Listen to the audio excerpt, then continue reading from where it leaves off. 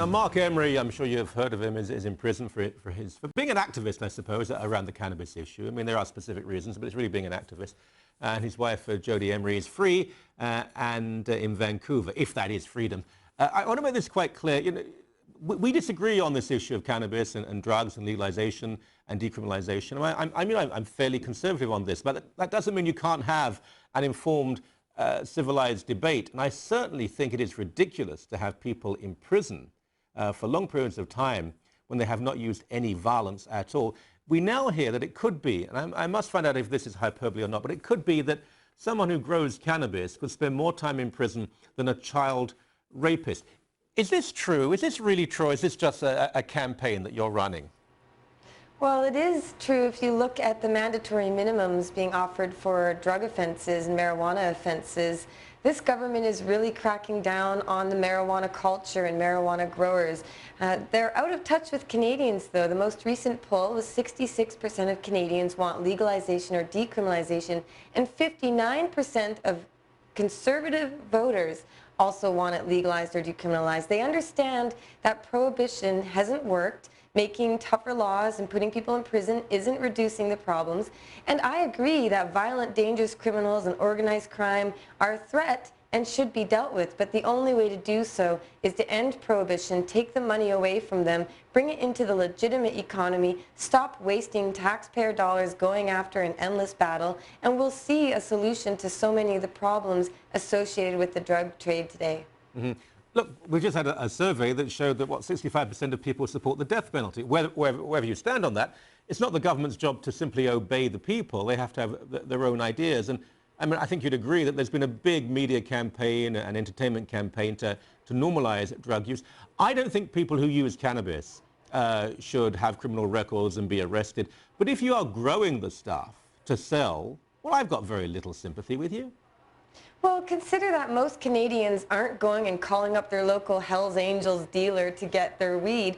Millions of Canadians smoke marijuana, and they do so peacefully, and they either get it from a friend, somebody who grows a couple plants, or somewhere through the chain. But people aren't really buying off dealers from the street. Millions of Canadians get it from people who are growing a few plants in their basement. Indoor growing, a lot of people do it for other types of plants too. But if you wanted to make it safer for people to grow and access cannabis, bring it into the free market, bring it into the private sector or even the government. Get it in the hands of responsible people. Don't let the gangsters control the majority of it. It's a very good and a very clever argument, and you make it well. But at the same time, if you don't want to, again, if someone uses the stuff, and most cops would go along with this, if it's being used, they're not going to really intervene. I've seen police cruisers drive past cars full of kids who, they've got better things to do.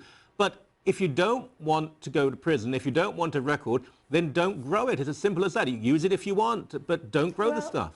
The problem is, if regular, ordinary Canadians who grow their own aren't able to do it because they're afraid of the law, that means more marijuana is going to be grown by organized crime. Gangsters and criminals are willing to take the risks. They know that they could be shot on the street, they can get arrested, they know there are risks involved, and they're the people willing to take those risks. So when you raise the risk and you raise the threat of prison and the punishment increases, only the worst of the worst types of people are going to continue taking those risks. But Jodie, you know that the practicality is neither the government nor the police are going after people who are growing for personal use. They're aiming at people who are growing big time because they want to make money. And these people aren't doing it because they're activists or they're noble. They're generally doing it because they want to make money.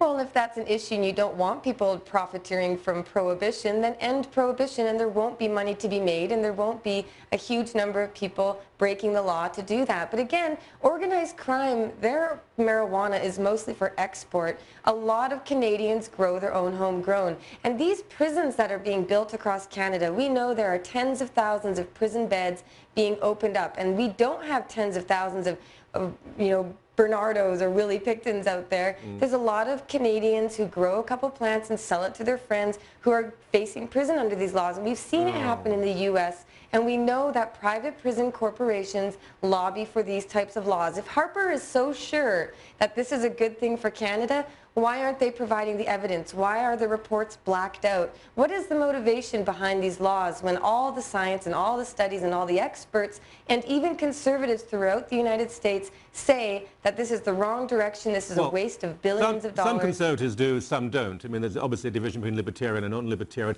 But so, we haven't got much time left, but so you think Stephen Harper is in league with what, organised crime to make sure there's still money to be made in drugs? I mean, what's the motivation for this?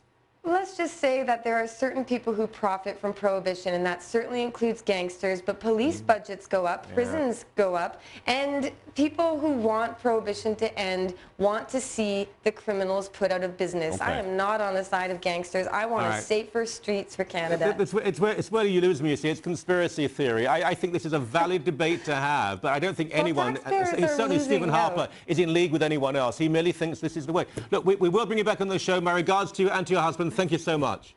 Thank you.